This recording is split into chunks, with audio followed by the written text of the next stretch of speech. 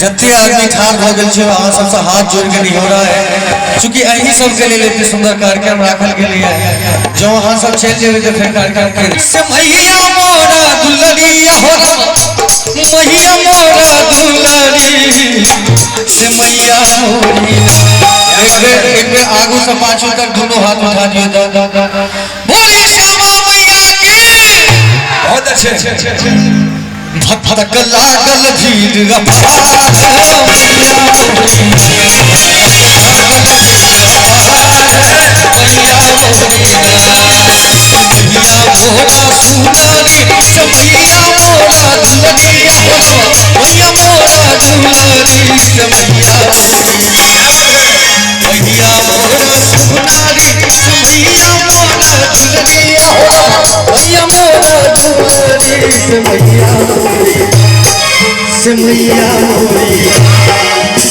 जो गोटे मर घूमे सब नहीं हो रहा है, जहाँ सब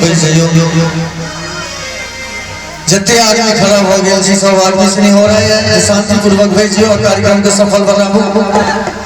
कि फटक लागल भीड़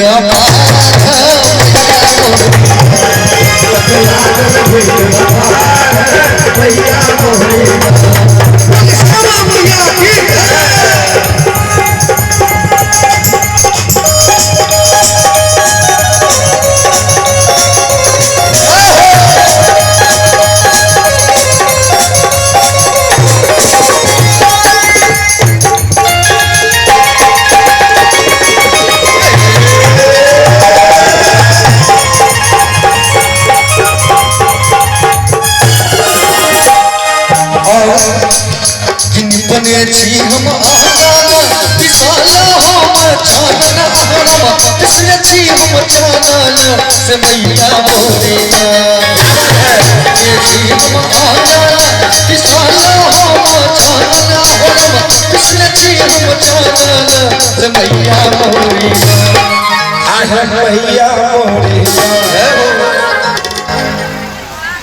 सबके भरै छी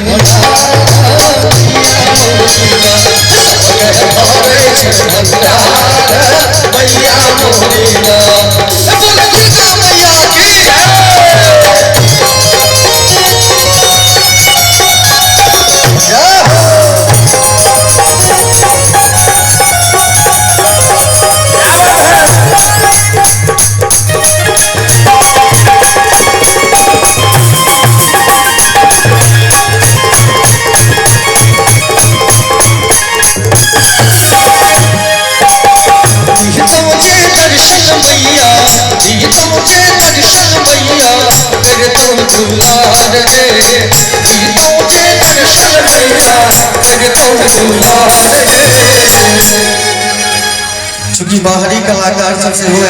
गाँव तो सब ध्यान में रखे हाँ सब शांतिपूर्वक भेज जाइयो, शांति के परिचय दियो ताकि सब कहे जहाँ गाँव गेलों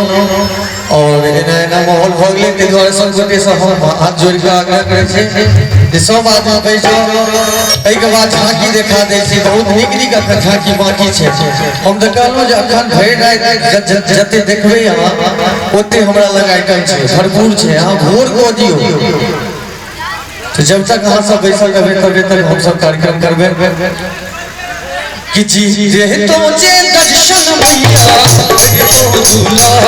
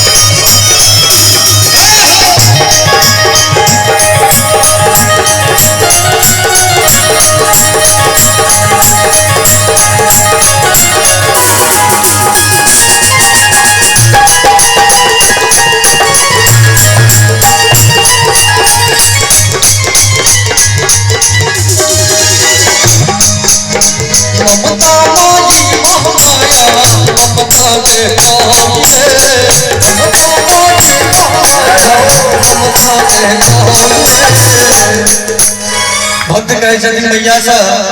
कि ममता माया ममता देखो ये छटपट उठा लिया।